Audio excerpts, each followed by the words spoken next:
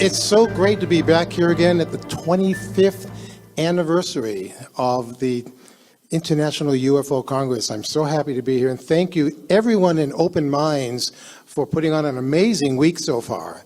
And we're just so happy to be here. We can give them an applause. We can do that.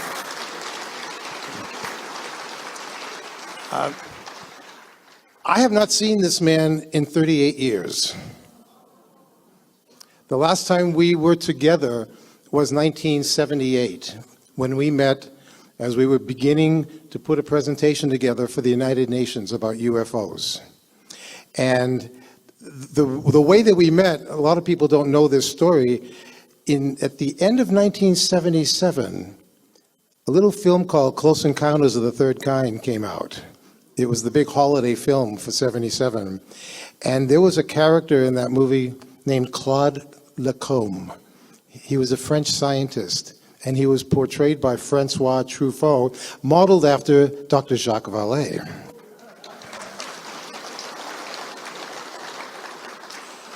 And I had seen the movie about 30, 40 times and loved it.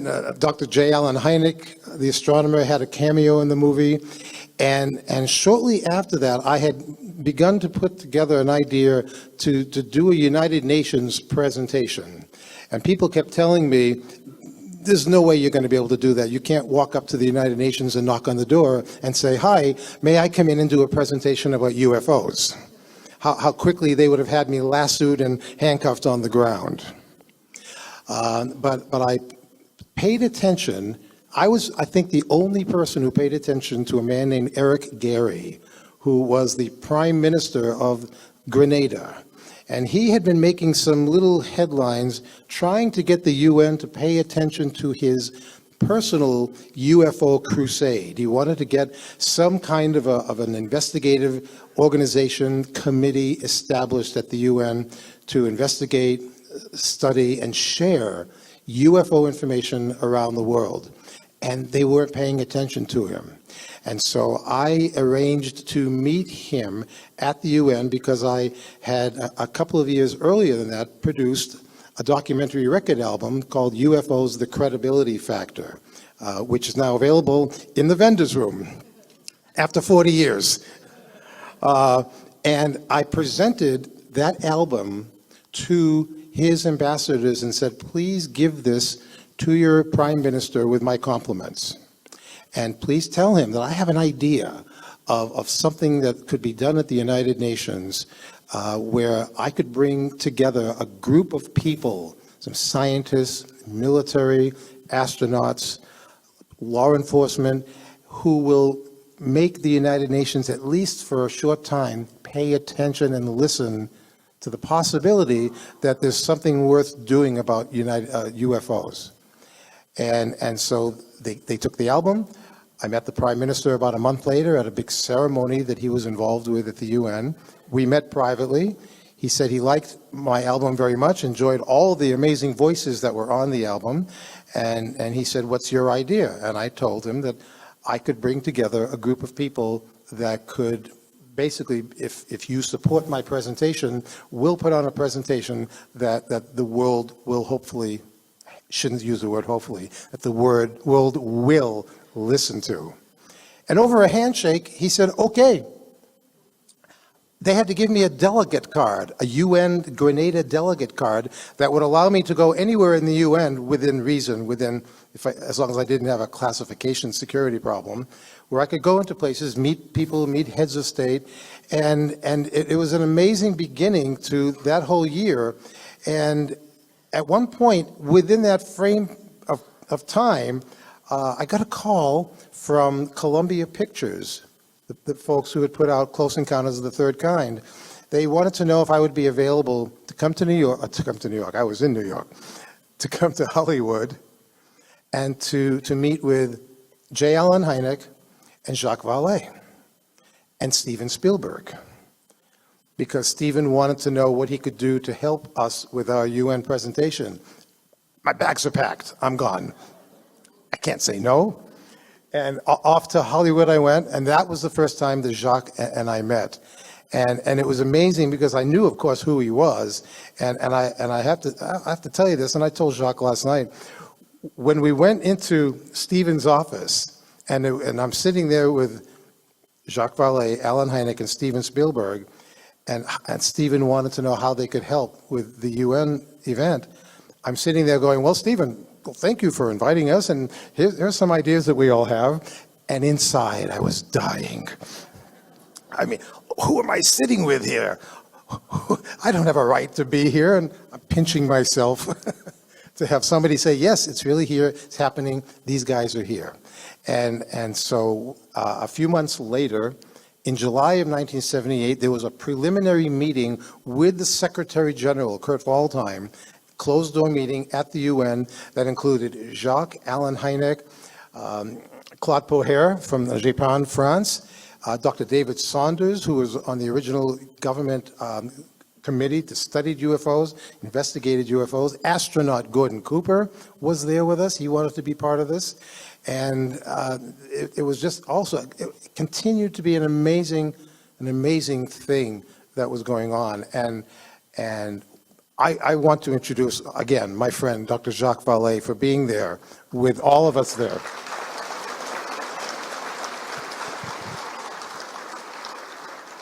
So what do you want to talk about today? Well, we agreed we were not going to talk about my hair. That's right. That's right. Because it's changed colors over the few years. Well, although in that picture, there's a famous picture that came out in the press of Jacques and I sitting across the table from each other with the Secretary General and military people, and he and I had the best hair in that picture.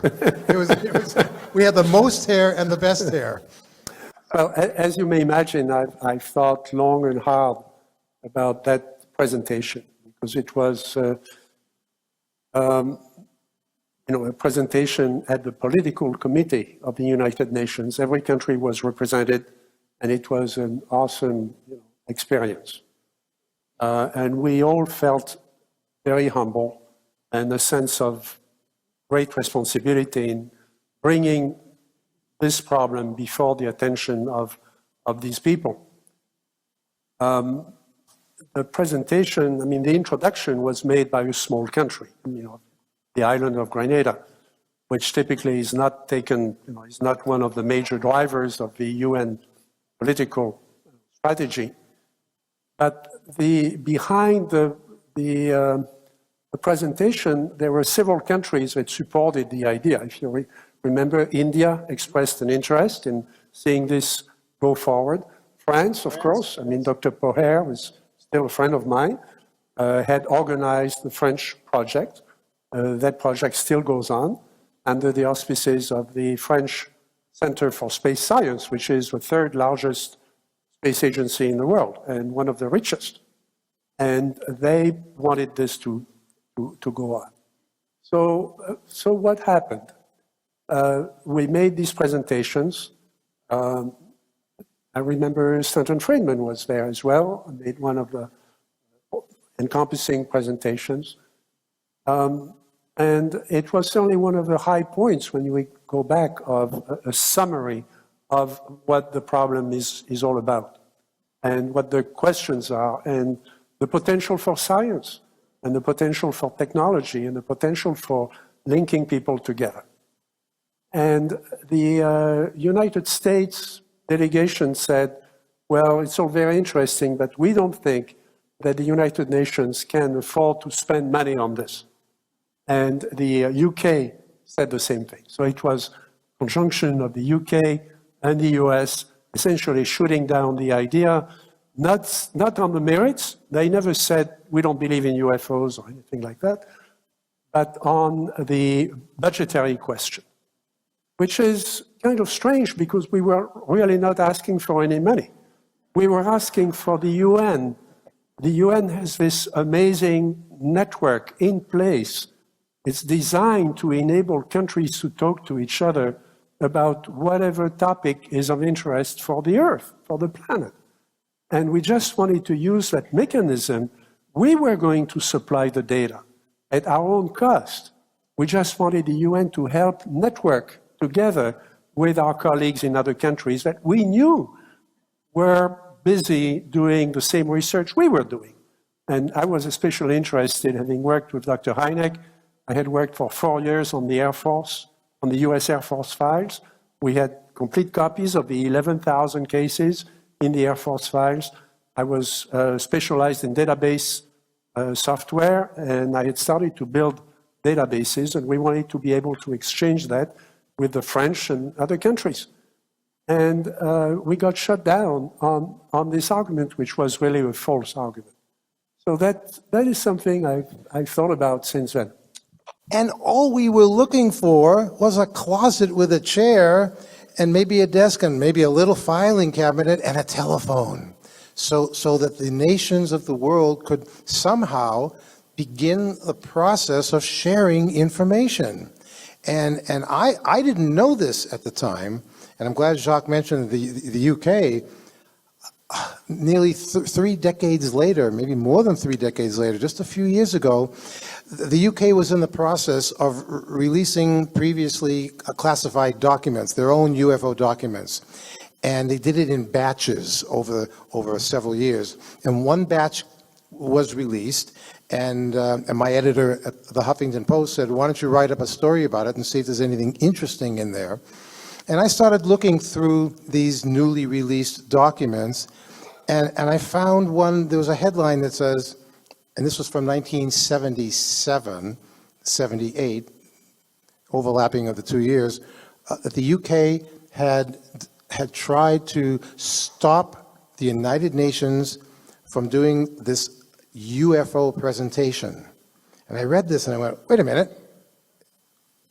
that's my presentation. And I was just learning this like 35 years after the fact. The UK was trying to stop this, and according to the documents that had been released, apparently the UK was concerned, and you'll love this, that if the United Nations were to do anything about UFOs, to acknowledge UFOs in any way, to set up some kind of a study about them for any reason, it would discredit the United Nations. They would lose credibility. So what did I do? I called Nick Pope. I did. Well, and before I called Nick, I actually went to my editor and I said, look, this is not just a normal story I'm going to write now. This is personal because this is about what I did there. And I said, if I can write the story from a more first-person point of view, is that okay? And he said, yeah, go for it. So I called Nick. And I said, listen, Nick. And before I could go any further, he said to me, I know why you're calling. And he said, because Nick, at the time, whenever new batches of UFO documents were released by the UK, he was one of the people who got them first because he was doing a lot of interviews for the media on behalf of the UK to talk about the documents. And he said to me, look, I understand why you're calling. I know about the documents. And I have to say to you, and I'm not sure if Nick is in the room now, he said, look, you can't blame me. When that happened in 1977, I was just 13 years old. So I wasn't even working at the Ministry of Defense yet.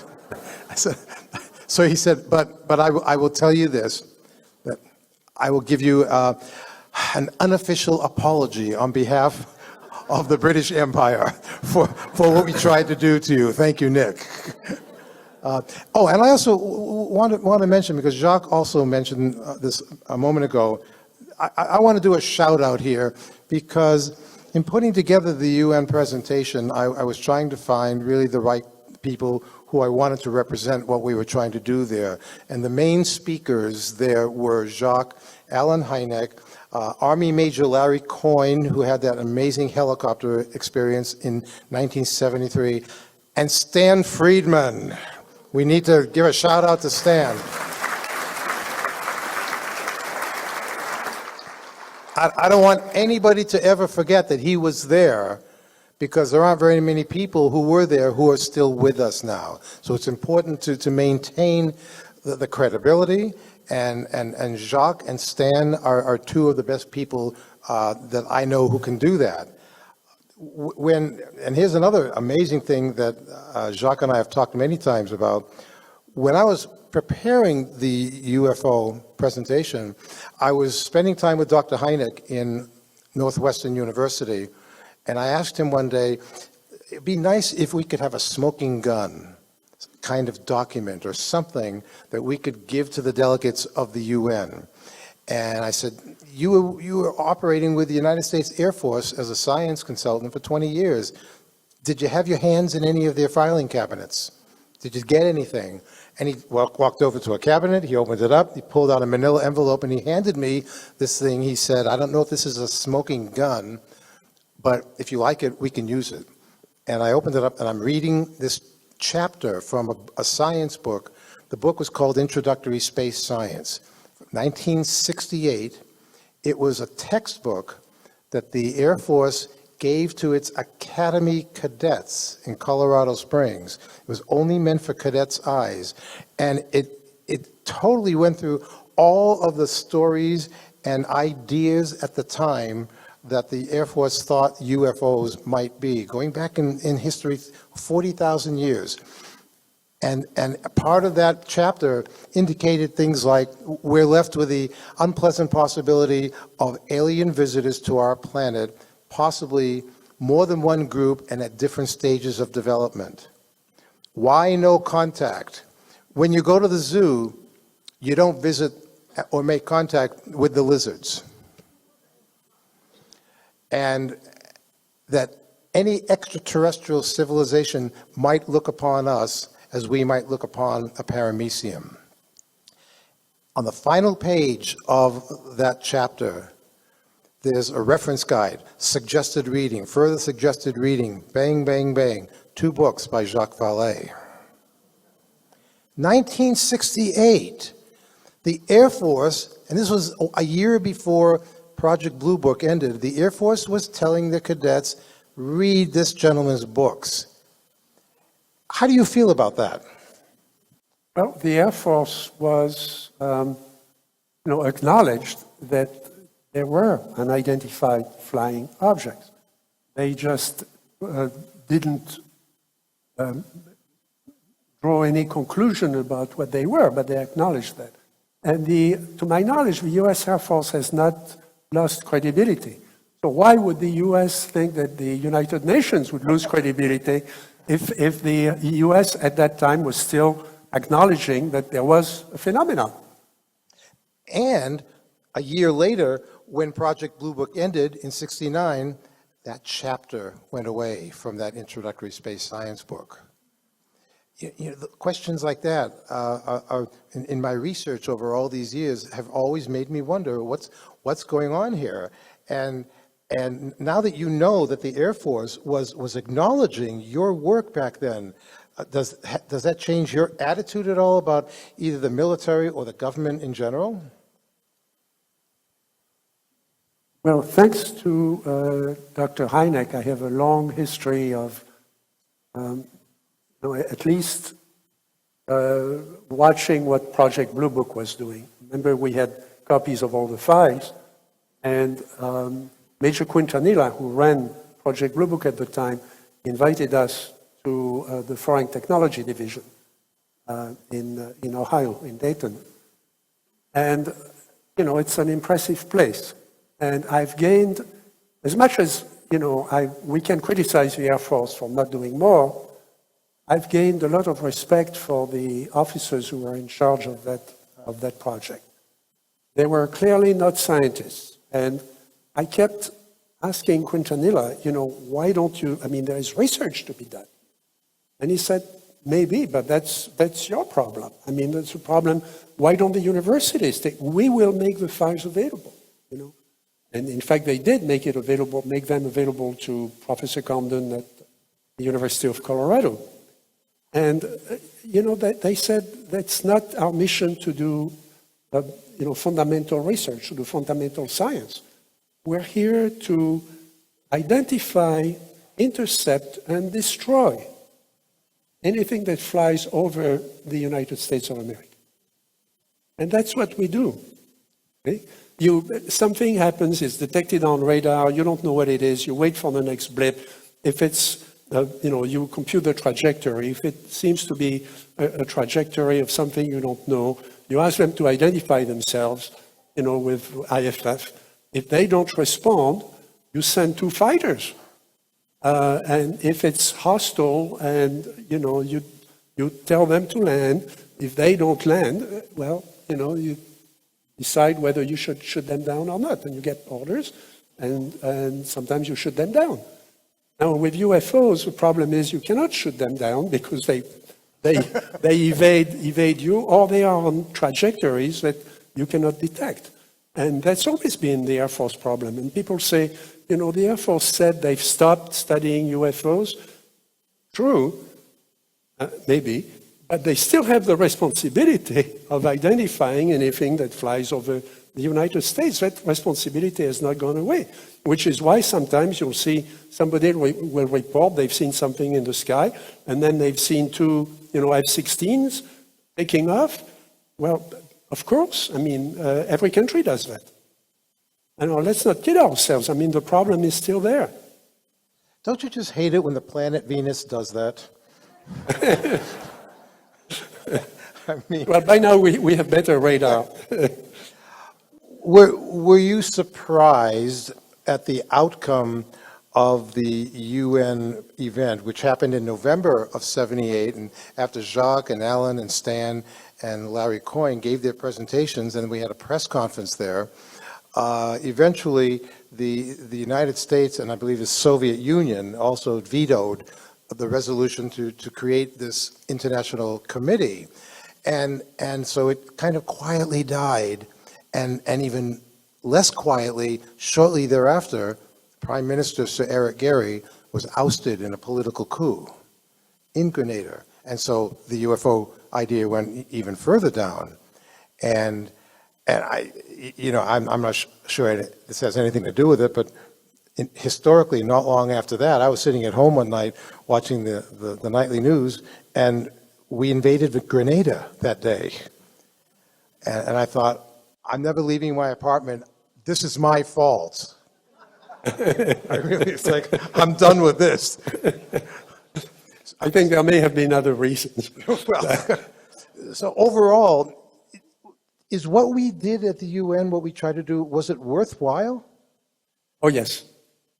First, it was the first time that at that level, there was a dialogue of true, posing the true scientific questions.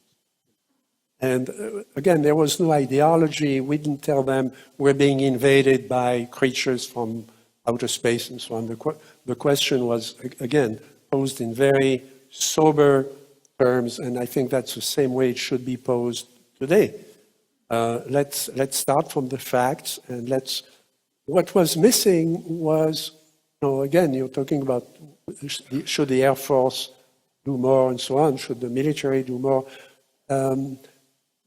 It's really, the ball is in the court of the scientific community. We'll talk about that later, but the scientific community has not taken the trouble to inform itself about the magnitude and the significance of the problem. And there are ways of studying this in a dispassionate way. I think when I think back about what we did and what happened when the project was closed down, the reason that they gave could not have been the real reason. And over the years, many of you know that I'm not a conspiracy buff. I don't really believe that conspiracies work very well. There are conspiracies all the time, on Wall Street and in Washington and so on, but they really don't work very well. Or they achieve some goal and then they dissipate. But in this particular case, there were people with a different agenda. And I think those people are still there. I think there is a cover-up. I probably wouldn't define it the same way that most ufologists define it. But I think there is a suspicion on the part of many people in government that if they opened up the question of the reality of the phenomenon, that either they would lose control of what they are trying to control today in terms of the running of the government or the running of society. And I don't believe that's true. I think we're grown up. I think everybody knows about this phenomenon. People are not likely to panic just because you tell them that there is one more mystery in the world. To the extent that there is again, a sober, rational, well-organized effort on the part of scientists and on the part of the different stakeholders to participate in an effort to understand it. I mean, what's complicated about that? I mean, look how we've built the internet. Look how the research is going on in genetics and so on, which is very far-reaching, changes everything about what we think of as healthcare, what we think of as communication around the world. All of that is changing. Why is there this fear of this idea of the UFO phenomenon? And that's something all of us should be wondering about. And also, are we doing enough to bring it to the attention of scientists? Because scientists are busy people, they are working on something else. Why should they be interested in this? And I think we should collectively do more, not just to blame them. I mean, blaming people doesn't really work in science. We need to bring them data that they can work on. The idea that strange things have been seen in the sky that have puzzled the public and scientists is nothing new. This didn't start in 1947 with the Kenneth Arnold sighting. This goes much further back in history, and Jacques' current field of research does a very unique thing. He and his co-author, Chris Aubeck, they have a book called Wonders in the Sky, and they're about to issue a new revised version of it. And basically what Jacques has done is to take the idea of, let's look at things seen in the sky that people have reported, but that from a point of view historically when we didn't have anything in the sky, like from the Industrial Revolution in the 1800s, and let's walk backward in time. And Jacques is going to tell you a little bit now about his own research with some very interesting visuals. And so I'm going to let you pick up your clicker. So we need to put it on the screens over there. I think that'll be taken care of very easily by our crack team. There we go. There we go. So this is a book we published 4 years ago. It's published by Archer Penguin. And it's done well, but it was published in a black and white edition.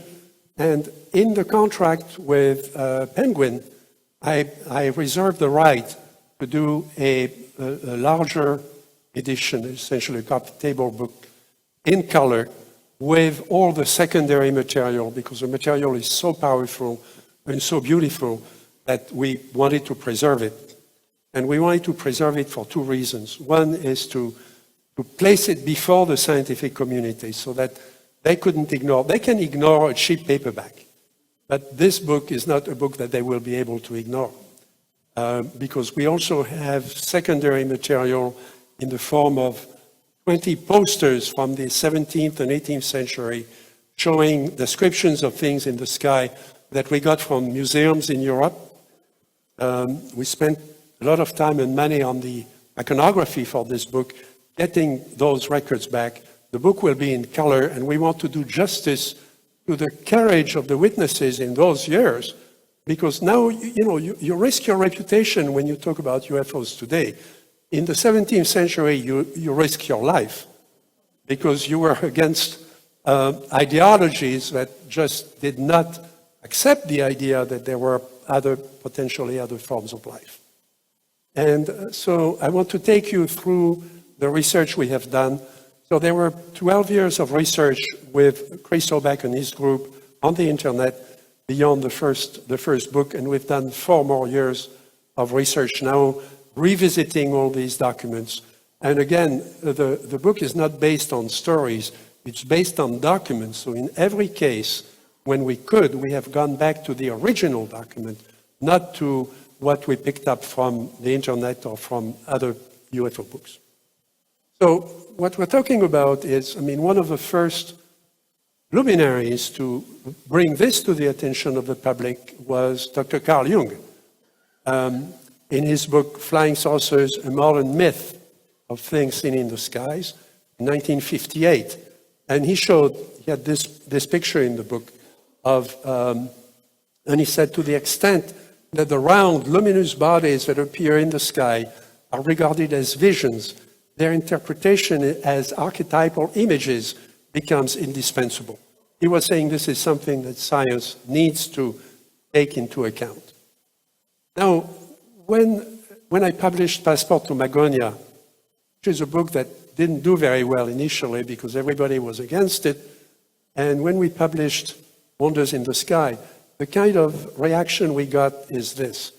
Stephen Hawking, one of the great cosmologists of today, said in a TED presentation, I am discounting reports of UFOs. Why would they appear only to cranks and weirdos? 2008. I think you did that interview of Astronomer Royal. Yes, Lord I did. Martin The Astronomer Rees. Royal, Sir Martin Rees, and I interviewed him, and he's like the most important astronomer in the UK. And I asked him to describe, to give me his opinion on UFOs. Only cranks. Anybody who says anything about UFOs, should be totally disregarded, and there's nothing to it. Well, I wanted to reach through the telephone and grab him by the neck and say, who are you? Only kooks. Only kooks. See UFOs. But then you talk to, forgive me, you talk to ufologists, and, Bud Hopkins said, about Passport to Magonia, he wrote, ancient sightings are an odd confluence of UFO case studies, freewheeling speculation, and folklore of obviously uncertain authenticity. So some of that is true. We often cite the vision of Ezekiel in the Bible, but the vision of Ezekiel, the Ezekiel chapter, was written 7 centuries after the death of Ezekiel. So it's not a contemporary UFO sighting. The Indian scriptures include all these stories about Vimana in the sky and different vehicles fighting great wars in the sky. But again, we don't have any date, we don't have any names of people who had actually seen that. It's a historical myth that can be researched as such, but we don't have anything to go on. The scientist would say, well, give me a real date and a real witness. So mythology indeed is somewhat misleading. Forgive me. There are stories of Loyola being saved by an angel, for example. There's a vision of Zacharias in the Bible, the abduction of Elijah, abduction of Enoch in the Bible. All of those are the meme, the idea that there are other forms of consciousness in the universe and that they come here and that they interfere in our business and that they can abduct people and take them to another realm is with us for thousands of years. But again, that's not what we're doing. What Chris Hoback and I are doing is a study based on fact and not on ideology. And the facts are there. We have, documents like this on the left, documents with illustrations like the one on the right. And those are the things that I want to be able to publish in color and record and bring to the attention of scholars. Chris Hoback, the reason that couldn't be done when I did Passport to Magonia is that those records were scattered all across the world in museums and archives of newspapers and so on. Today, more and more of that is on the internet, and it's searchable. So by bringing scholarship and internet technology together, we can now do document research at a level that would have taken, hundreds of years before sending people to every museum and everything. So these are some of the documents that we're digging into. We're dredging up all of this through the internet through a wonderful group of volunteers. Nobody's getting paid. We've been working on that for 12 years, aggregating all this and scrubbing it, and keeping only one case out of 5 or 8 or 10. Authentic records exist from China on the left, from France on the right. You have to have people in the group who read ancient Chinese, who read ancient hieroglyphics, who read Latin and Greek and so on. But these people are available. And if you get them enlisted in a study like that, they will donate their time and their energy. Diaries. There are many diaries that now are being put online where you find some amazing things. I won't take too much time for this because we want to go on with our debate, but I want to show you some of the things we did. 4 conclusions. The witnesses are not cooks. They are scientists, astronomers, scholars, explorers, navigators across the centuries. The sightings are clear and they are well documented. The proof of that is that 90% of the reports have to do with things that we understand today, like comets, meteors, the aurora, all kinds of effects that we understand today, tornadoes. And we can recognize in those ancient records, we can recognize what these people were seeing, even though they had no idea what a comet was. It's possible to do rational analysis. Forgive me, Bud Hopkins, but this is something we can work on. We can build those databases, we can do statistical analysis, we can do rational analysis with the tools of science we have today. Without ideology, without pre-existing hypotheses.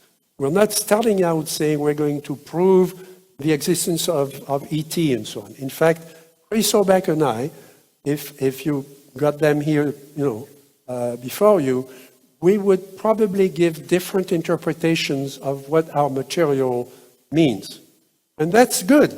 That's the way science works. That's the thing that propels the study forward when there is debate and there is differences of interpretation. That's what we want. And then there are basic patterns that we can relate to the patterns of today's observations of UFOs. And that's really the point of the whole study. So I'll take you through this very quickly. Scientists are, the witnesses are among scientists, astronomers, scholars, and explorers. Christopher Columbus saw a light when he was approaching America. He was approaching the West Indies, as you know. And there was a light in the sky that technically today would be an unidentified object. Obviously, Christopher Columbus knew how to recognize Venus or a planet or a meteor.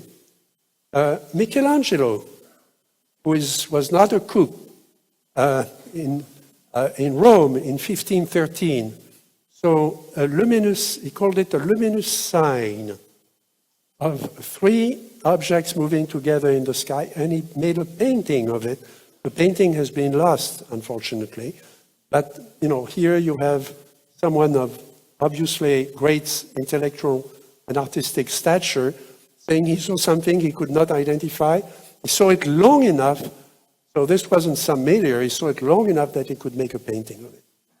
Charles Messier, you know about galaxies called M31 and so on. The M stands for Messier, a French astronomer. He saw bell-shaped dark objects moving in parallel directions. 17 June 1777. We have the name of a witness, we have the date, we know what happened on that day. This is not vague folklore. Sorry. Joseph-Louis Lagrange, one of the greatest French physicists, saw an unknown planetoid in 1761. These people had a log of their observations. again, this is not, I think this is what we should tell the Astronomer Royal. I mean, please take a look at this. Cassini, director of Paris Observatory, saw unknown planetoids when he was looking close to Venus, and he thought it might be a satellite of Venus. We know there is no satellite of Venus. He saw it in 1672, did not report it, because he thought it might be an error, or it might be an optical phenomenon with the telescope. Now, this is somebody who had the best telescope, but it's still a very, very good telescope at Paris Observatory. And he waited to see it again. He saw it again in 1686, and then he published both observations. Now, you can say, well, maybe it was a reflection inside his telescope, ha, ha, ha. But this is a man who discovered the 4 of the satellites of Saturn. So this was not an amateur astronomer with a cheap telescope he bought at Sears. A telescope maker, James Short, who was legendary member of the Royal Society, legendary telescope maker in the 18th century, tracked an unknown planetoid in the sky. Arago, director of Paris Observatory, didn't see anything, but he gathered reports and investigated reports of unexplained objects. Le Verrier, discoverer of Neptune, gathered reports of an intramercurial planet that's still unexplained today. And those are wonderful scientific stories, and one of the joys of what we've done with Chris and his group is to find out that, scientists in those days were open-minded. What a concept. I mean, they saw something in the sky, they said, gee, I've seen something in the sky, I don't know what it is, and they would publish it. Nobody would do that today and, hope to keep his job at some observatory or in some university. And that's too bad, because these are the people who built modern science in the age of enlightenment. So come on, wake up. Camille Flammarion, founder of the Astronomical Society of France, did a research on slow meteors. Meteors that lasted a minute, 2 minutes, 5 minutes, 10 minutes. There is no such thing. A meteor is essentially a shooting star that's a fairly large enough rock that is going to fall, and often hit the ground. Well, what were they? And so we've gone into this catalog and into these archives. Again, I won't take the time to read all this, but very detailed report to the Royal Society of London, Mr. Astronomer Royal, of something that lasted a long time, was detailed in very sharp, description by a member of the Royal Society, and that was published. Second conclusion, the sightings are clear and well documented. They extend over the whole history of mankind. Our first report in the book is Egyptian, 1460 before Christ. Now, there are many reports about the Egyptians having seen this and that, and the reports may be, bad translation, bad this, bad this. But this is a stela, which is in a museum in Boston, has been transcribed and translated. It talks about an object that came before the army of the Pharaoh. So we have at least an approximate date. We know who was there. We know there were multiple witnesses. And the stela says, never had the like happen before. Now, the Egyptians were exquisite observers of the sky. They were the first really great astronomers. And here they say, and they took the trouble to carve it into a piece of stone so that this would be remembered. Okay?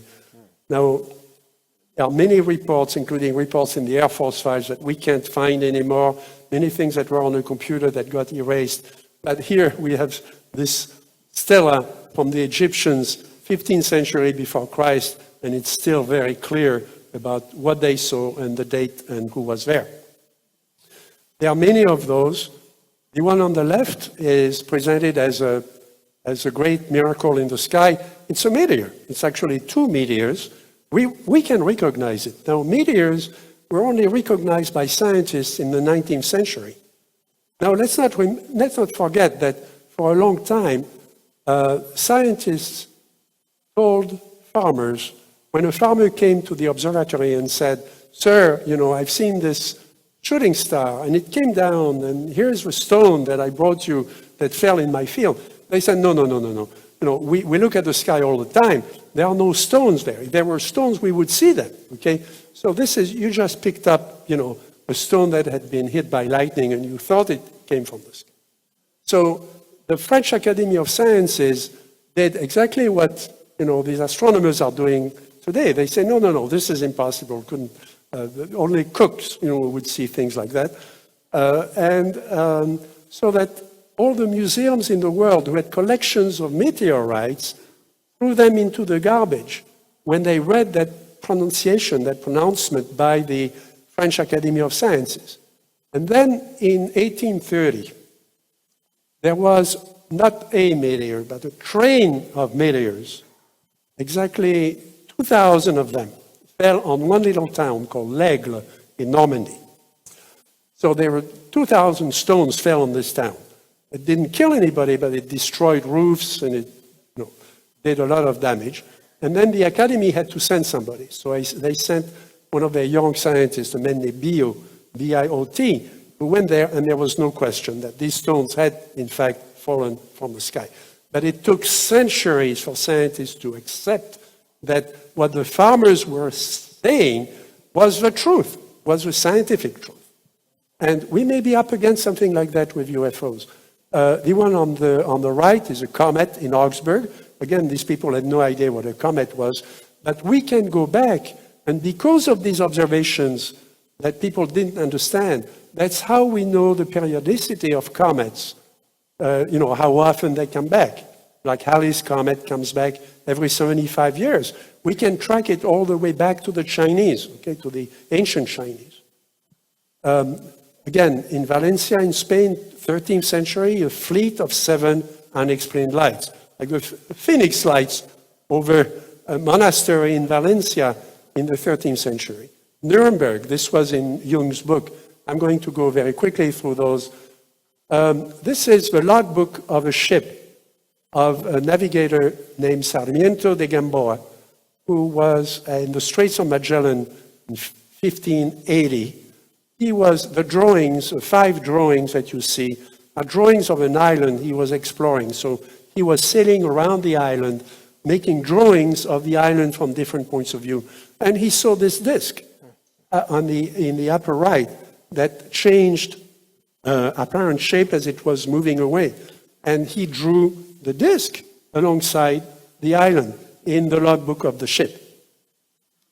Hamburg, this astronomer, Lubieński, was interested in comets.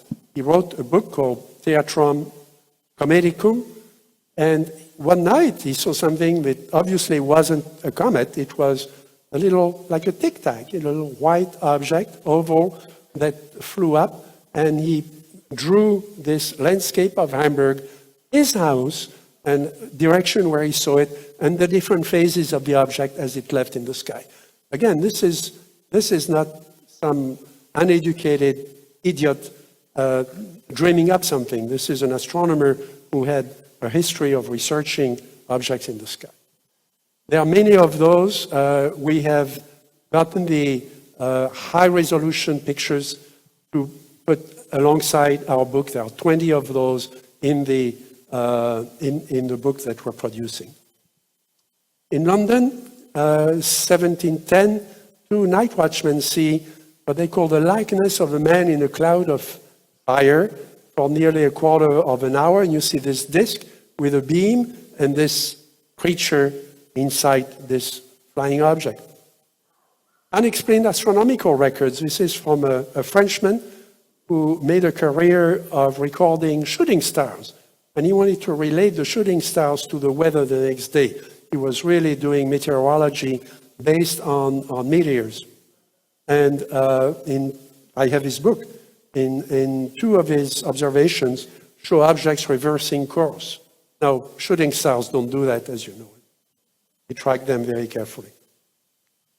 Third conclusion, guess what? You can do analysis of this. You don't have to come up with a hypothesis or an ideology, about who they are or what they are. You can just study the data. Again, what a strange concept. You get the best data and you study it, okay? We have sightings in Italy from the time of Christ and the first centuries of the Roman Empire. So when people say this is vague folklore, the consuls in Rome, this was a time when Rome was run by 3 men, by a triumvirate of 3 consuls. They made a law, an edict, that said that anything unexplained in the sky had to be recorded and brought to them every year. Now, the reason they did that wasn't because of UFOs, it was because of astrology. They wanted to interpret it in terms of, would some sign in the sky announce something important in history that they should pay attention to in politics?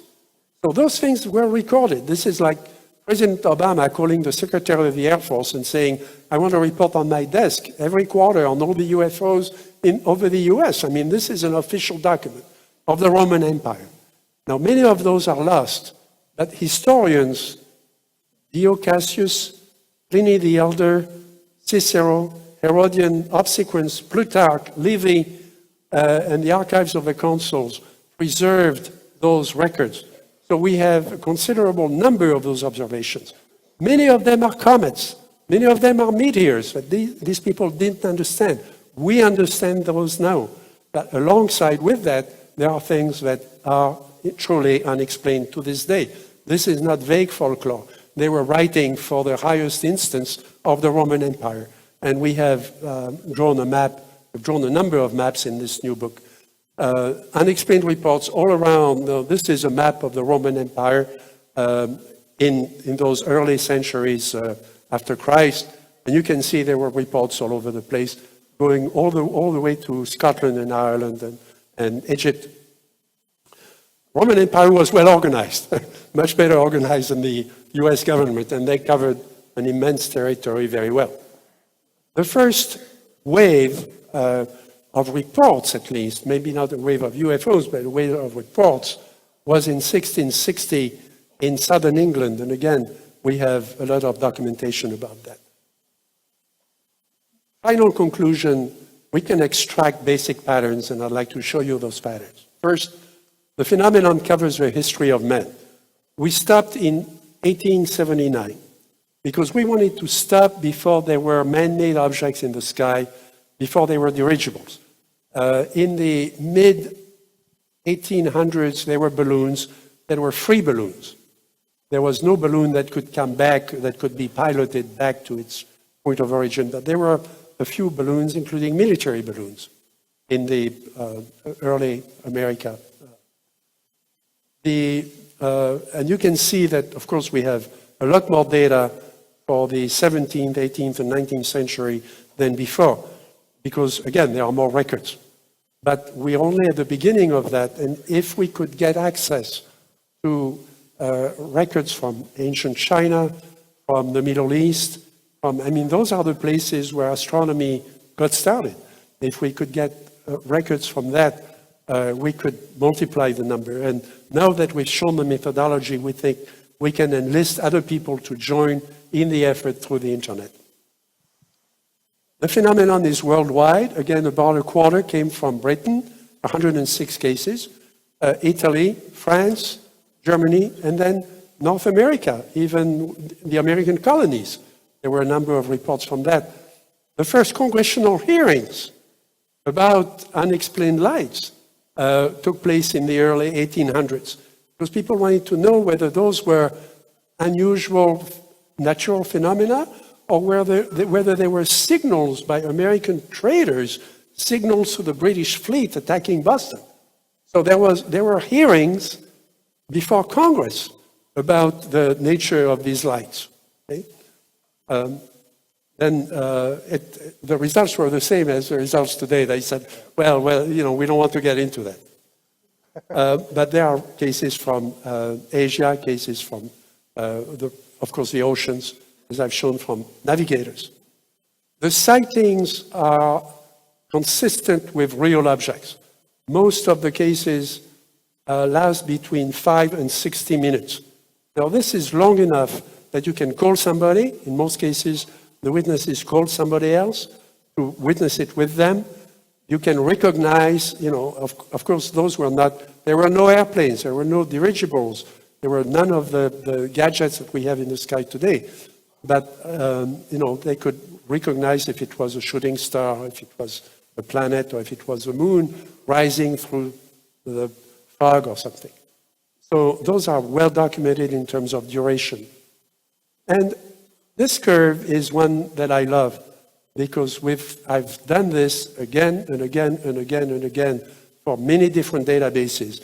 The Russian, the Soviet database, the Air Force database, the French database, and in fact, the graph on the right is one that Claude Poher and I presented before the American Institute of Astronautics and Aeronautics in 1975. It shows the frequency of unexplained sightings as a function of time of day. So the straight line in the middle is midnight. So essentially there is relatively little, there are reports during the day as you all know, but it's really at sort of a noise level. It really goes up at 5 o'clock, 6 o'clock, 7 o'clock, goes through a maximum between 8, 9, 10, and then it dies off because people go to bed. So there are fewer witnesses, fewer reports, and then there is a secondary peak before sunrise, 5, 6 o'clock in the morning, and then it goes back to the noise level. That's a standard curve that we found everywhere in every country.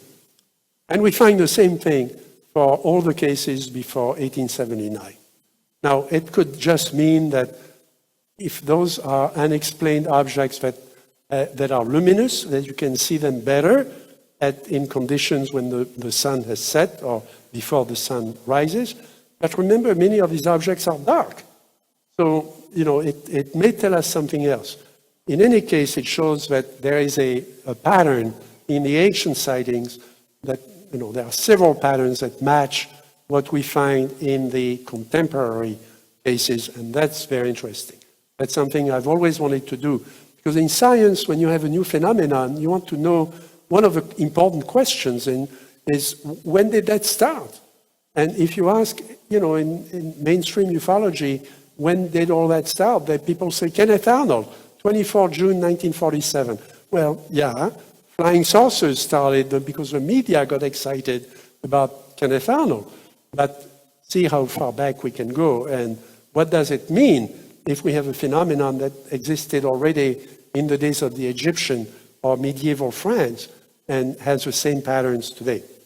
We have to apply different methodology, different techniques. Distribution during the year, we did that. This shows just 4 points per week and 4 points per month. Essentially, we wanted to see if it coincided with meteor showers, and there is no correlation with meteor showers. So what do we do next? Well, we've created a new methodology by using both scholarship of past eras and the internet as a tool for research. And that methodology is now well developed using very advanced search engines to discover, critique, and analyze patterns of ancient sightings. It can be applied more widely. We have a big hole in the data because we need data from China, India, Japan, Russia. We have some, but not enough. We know there is more records. More scholars need to join this because we don't speak those languages, and we need more people to teach us how to use it. And we've proven that the best research could be done by volunteers, savvy in the use of the World Wide Web, but don't waste time looking for a sponsor because nobody's going to give you a dime to do this. And we did this for 12 years. Nobody got paid. We're going to republish the book. We're going to lose money on the book because our publisher, Penguin, didn't want us to do more than 500 copies. But we are now printing 500 copies, and they look like this. So it's in a case. There's a book itself in color, in full scale. 20 of these posters, and a duplicate of a coin that comes from 18th century, 17th century France, showing a disc in the sky, which has a very interesting history as an image, as a picture. And we raised the first tranche of money on the internet through Indiegogo. And so we've actually pre-sold the first 150 copies to subscribers already, who are some of the leading people in this research, many scientists, people from all countries. So we're very proud to have done that. And we're left with 350 copies. And there is a flyer in the other room that tells you how to get information about it and get information about the book. So that's what I wanted to tell you about this research. The research will be, of course, going on, but we wanted to do this book once and for all to establish the fact that, yes, the witnesses are reliable, this is a real phenomenon, it's important, and it's been going on for a long, long time. Excellent research. And this is what the flyer Okay. looks like, by the way, and it's on our table in the other room. So, you're speaking about reliable eyewitnesses. Well, I have a question for one eyewitness. In the beginning, I heard a rumor somewhere you saw a UFO. Yes. He's not And jumping into that, you notice? No, I've published it. I published it in Forbidden Science. What did you in see? The first volume of Forbidden Science. I was 15 at the time. Okay? This was 1955. There had been a wave of UFO sightings in France the year before, and there were still sightings around. And this was a beautiful afternoon. I was on vacation. I was working, we had a house outside Paris. We were just an hour outside Paris. Beautiful little town. We had a 3-story house, and I was working in the attic with my father, doing wood crafting. He was showing me how to carve something, and he was doing a piece of furniture. My father was a judge. He was his last position was as a president of one of the courts of appeals in Paris. So he was a magistrate and very serious person. And my mother was working in the garden, planting flowers. And my mother calls us. We could hear her very excited, saying, there is something in the sky. So I rushed down. My father was busy with what he was doing. He didn't want to move. And I came down and joined her. And what I saw was essentially a flying saucer. It was, if you take a spoon, and you look at the curved part of the spoon, it was shiny like that. It was silver, and it had the little dome on top. It was in the direction, it was very easy to point to remember where it was, because it was in the direction of a church. There is a cathedral in Pontoise. And it seemed to be roughly above that part of the town, which would have been 3/4 of a mile away, probably a kilometer away, more or less. And what did it do? What did it do? So I looked at this, and I don't really know what I did. No, what did it do? So we exchanged. My mother showed it to me, and I looked at it, and so on. I don't remember how it left. I may have gone back into the house to get my father to tell him to look at it. My mother remembers it going away, leaving some puffs of vapor, some white cloudy thing, and moving away. Now, you could say, well, so what? The next day, I met with a friend of mine who was in class with me. We were together in most, he was the best in physics and I was the best in math in the class. So we used to do, homework together. And I told him about it, and he said, I saw it, And I took out my binoculars and I looked at it. Now, he lived another half mile up the hill from me, and so he was further away, but he looked at it with binoculars. I asked him to draw it, and he drew exactly the same thing I had seen. So, there was no question it was there. Well, my father said, look, I'm a judge. I don't want to be in the papers. You're an impartial magistrate. You don't get your name in the papers, which was, probably the right thing to do.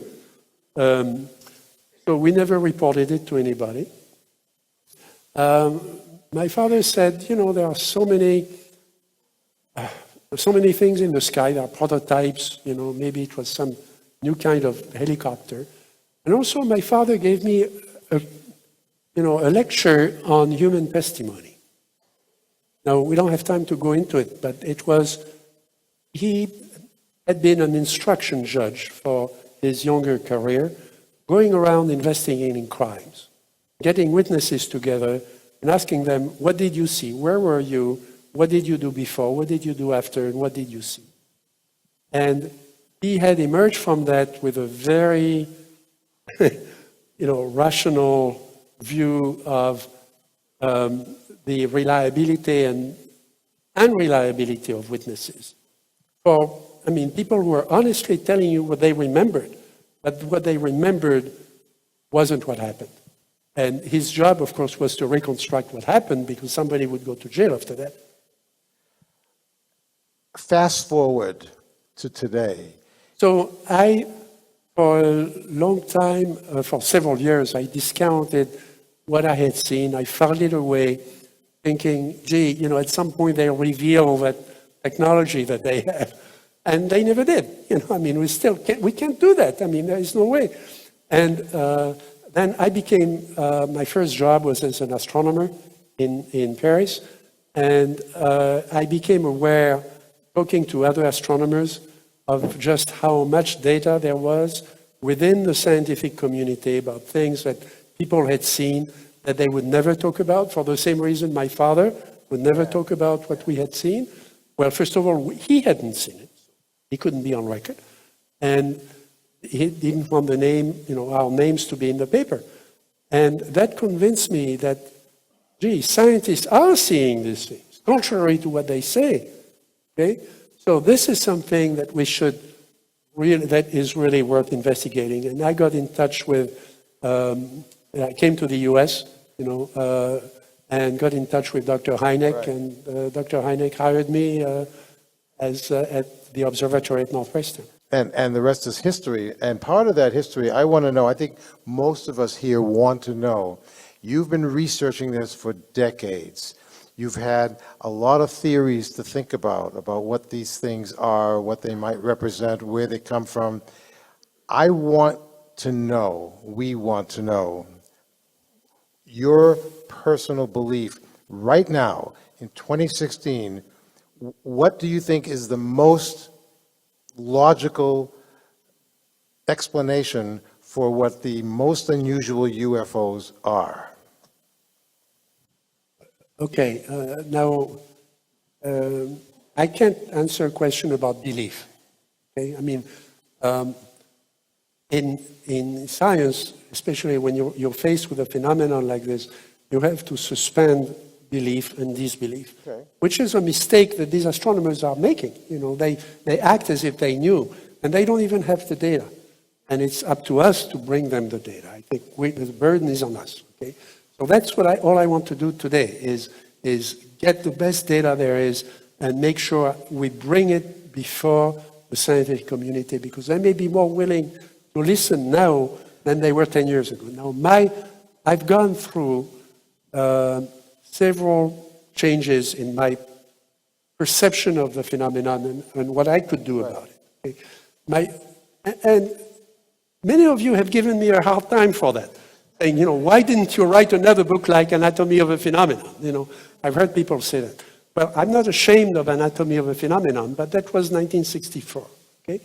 And in those days, I thought, wait a minute, by doing this for a few years, I've accumulated data that I'm not competent to analyzed by myself. I mean, you know, I want to work as a scientist, I want to work as part of a team of other people who, you know, are better than me and can do more with it. But the burden is on me to document this.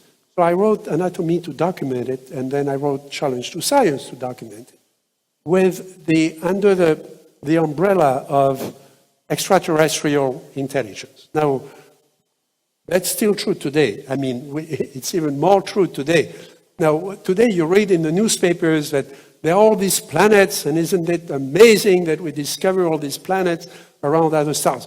We were teaching that. You know, Dr. Hynek and I and other astronomers were teaching that 40 years ago at Northwestern University, you know, in Chicago. But we were teaching it because it was a logical thing that for one thing, any slowly rotating yellow star or medium size, like the sun, was likely to have a solar system. Just on basic, you know, star mechanics and everything else. So we were saying there must be billions of these planets around the galaxy, let alone around the universe. And so the great thing is that now we can see them, or at least we can detect them, and we can see some of them. And so that's still true. It's even more true today that consciousness and therefore intelligence must exist throughout the universe. That doesn't mean that's what UFOs are, because UFOs do certain things that you become aware of when you keep reading and you keep meeting with witnesses. And again, what I've tried to do is not so much come up with theories, because there's nothing wrong with coming up with theories, but it's wrong when you start believing your own theories. And I certainly don't want to do that.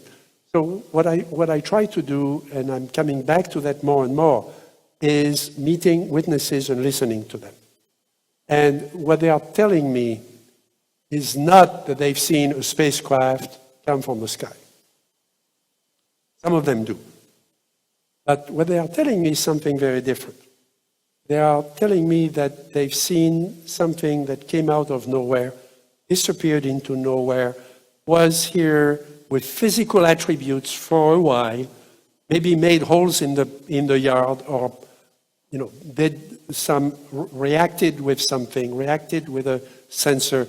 Pilots will tell me, it disturbed the compass on the aircraft. I've spoken to a lot of people in the military. We have 3,000 first-hand reports from pilots. We have all of this. But they are not saying that they've seen a spacecraft. They are saying that they've seen something that's much more complex.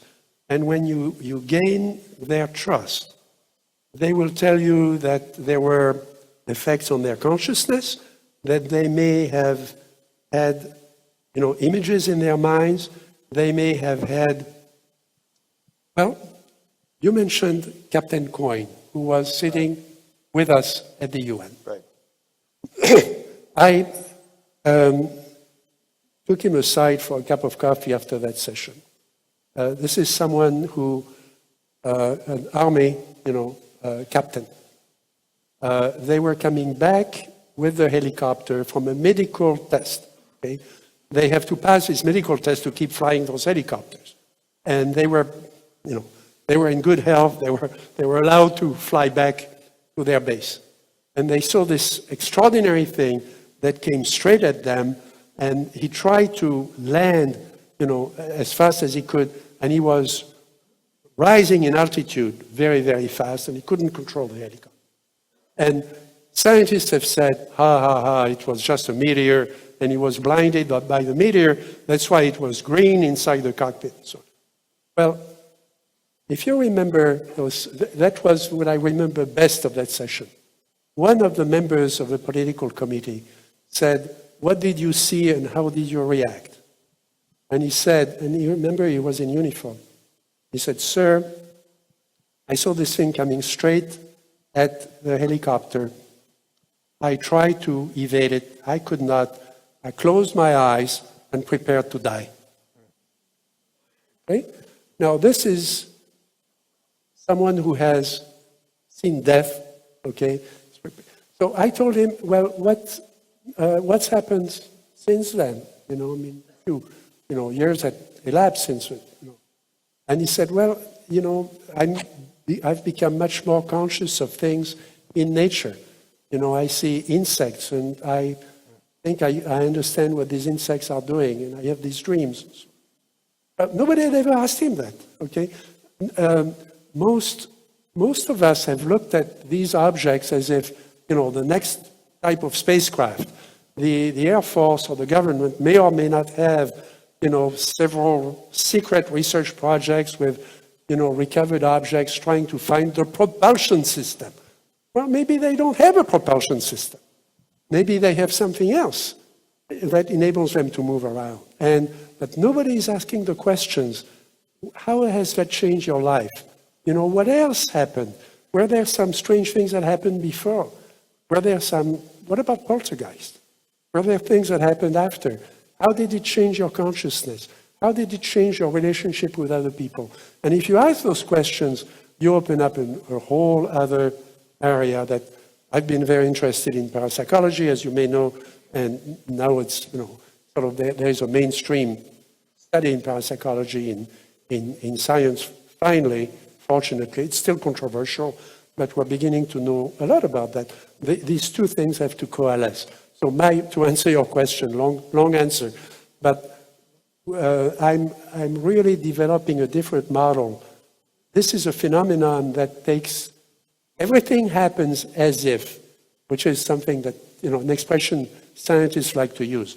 Everything happens as if there was a phenomenon with a consciousness that's very high, that is able to take control of time and space in a given volume for a while. And I don't know if it's minutes or hours, but long enough that they can take control of the perceptions of people and create sort of a virtual reality around them and give them an experience that is in part a physical, real experience. Yes, those holes in the ground are real holes in the ground, Socorro and other places. But you cannot jump to the conclusion that just because that person had that perception, that that's really what happened. So it's the methodology we need to build is much more complex. And we have a few minutes left, so if any of you have any questions or answers for us. Answers would be better We'd than like questions. some answers. We already have all the questions. We'll take answers. We've got a microphone set up here, and my radio friend Martin has the first one. Yes, hi there. Thanks so much. This has been really great. I was really glad to see that you didn't have, I'm a fan of history, and I was really glad to see that you didn't have Alexander the Great up there with the flying shields. And I wanted to find out, that has been deconstructed as a myth. While you were doing your research, were you able to deconstruct any other myths along those lines? Sure. Well, in the new edition, we've actually enlarged the section about myths. Myths are very interesting. I mean, obviously for cultural reasons, for artistic reasons, for religious reasons. I mean, refer you to the work of Dr. Kripal, Dr. Jeff Kripal at Rice University. He's chairman of the Department of Religious Studies and has been looking at all of this, and we've had a number of discussions about that. Take Ezekiel, okay? Again, Ezekiel is an abductee. Okay? He was taken by this object that he did not understand. There were these beings that were very strange, these wheels within wheels that he had trouble reconstructing how they moved. And he was stunned to find himself transported to another mountain. Well, in the first edition, we put that in the chronology of unexplained UFO cases. In the new edition, we've moved it to myths. That doesn't mean it didn't happen. Ezekiel was a prophet. He saw a lot of things. And the reason we moved it is that not out of disrespect for, that chapter in the Bible or for the Ezekiel narrative, but because we couldn't do enough with it. I mean, it's really lost in a whole series of imagery and so on that we don't know how to make sense out of. There were a number of other things that we deconstructed and that are just, there was a joy in working on this with this group, which is really an exceptional group of people donating their time for this. And we all attack each other and we attack the different. The longest fight I had with Chris was about Joan of Arc. Okay? Joan of Arc is supposedly this ignorant shepherd in France. She's 14 years old. She hears a voice. She's tending to the goats or the sheep. She hears a voice and she sees a light. And you may or may not, in her story, there may or may not be beings inside the light speaking to her. But essentially, the story goes that these beings are telling her to drop what she's doing and go see the king and tell him to throw the English away, which is something that the French have been trying to do for a long time. And so so she does that. Okay, now, so I argued with Chris that, we don't really know what happened, but we should keep this in the book as a case. His argument was, well, there was no proof that this was an aerial object, and if we start getting into, perceptions of messages and so on from things on the ground, we're going to get into ghost stories, we're going to get into all those other things that may or may not be good stories, but they don't belong in the same category. And I finally agreed that, he was right. So we sort of deconstructed that case and we moved it to the myth section. And then we found out all kinds of other things about Joan of Arc that we have in the new book that were really funny. So, Thank you, Martin. Thank you very much. Thank you. I have a book that you published in 1965. It's a copy of your Phenomena book, and I'd dearly love to have you sign it later. Sure. But Do you have a question? I'll be here later, and I'll be here tomorrow morning, so I can do excellent. that. But my question is, since this was published over 50 years ago, and you do not appear to be a day over 60, we would all like to know, what is your secret? Wait a minute, what about me? What about me? How old do I look? Same thing. Thank you. Okay. No, I won't comment on that. But research keeps you young. I mean, and this is one of the. I mean, it's an area where I am deeply privileged to have people. The cases I investigate are cases that people don't want to report. They've read one of these books and they trust me, or they feel they can trust me. They get in touch with me. I live in Silicon Valley. You wouldn't believe the number of people in Silicon Valley, among the entrepreneurs and the programmers and the CEOs who have had experiences, or their family has, who want to talk about it, but they're not going to report it, to the media. They don't want to be on TV. They don't want to be interviewed. And so I'm privileged to have access to these witnesses. Those are the really important cases. And, I go to their house, we sit in the kitchen, we have a cup of coffee, and they tell me what they've seen, because they were there, I wasn't. And that's what I'd like to say, to the Astronomer Royal, with somebody I respect deeply. I mean, these two astronomers we quoted, who say witnesses are cooks, are some of the people I admire the most, in science today. I mean, these are extraordinary minds. So, again, we have to do a better job of taking the best cases. Don't talk about the junk, Let's talk about the best cases and bring it to their attention. We have probably time for just like a couple more questions here at this point. Over the past couple of years, the History Channel has carried a program called Ancient Aliens, and they've periodically, frequently, cited instances where civilizations, sometimes on opposite sides of the world, have had history of saying that their ancestors came out of the skies. And it seems to be very similar experiences. What do you think of that, and how do you explain that? So that's a profound question. Point of disclosure, Ancient Aliens approached our publisher of Wonders in the Sky to use the book in their program, and we turned them down. Okay? We turned them down, which to the stupefaction of our publisher. We thought, think of the publicity, we're going to... because we wanted to, again, we have no ideology. And that program, Ancient Aliens, you know, it's very good entertainment, and I have nothing against the program. But it starts with a certain ideology, and we did not want to be identified with that because we want to continue the research wherever the research is going to take us.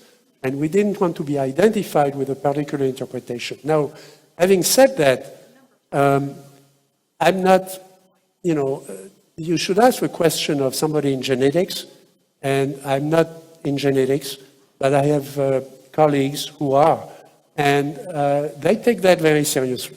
You know, the question of where does our DNA come from? Why is it the way it is? Could it have evolved out of... Okay, so when I did my degree in astronomy, it was known that there were no complex molecules in space. Okay, that was known. If I had said there were complex molecules in space, I would have been thrown out. Okay? Now we know that there are complex molecules like alcohol, you know, in space, and the components of DNA are in space, living happily, you know, between the planets. Now, it's the people studying the possibility of ancient life on Mars would say that Mars at one time, at least it's one of the hypotheses, may have supported life, some form of life. Now, we know that things from Mars land on Earth because we have Martian meteorites. And if you remember, some 10 years ago, there were people at NASA Ames, close to where I live, who thought that they could detect molecules indicative of life in some of those Martian meteorites. So, yes, human life could have been seeded from space. And that's certainly one of the... Now, the question that people who believe in ancient aliens want to talk about is, could it be that the initial DNA was genetically modified to create us? Well, I don't know. Again, it's a question that I don't think modern genetics can answer it yet, but we should be able to answer it at some point. It's a very deep and valid question. My own assessment is if they engineered us, they didn't do a very good job because there are a lot of things that could have been done better. Thank you, Jacques. And yes. That's a really great place to end. Thank you all for coming here today. This has been an honor for me to be here with them. Are we going to meet here in another 38 years? Yeah, let's meet again in 38 years. We'll shake on it, okay? 38 years, we'll be back. Thank you all.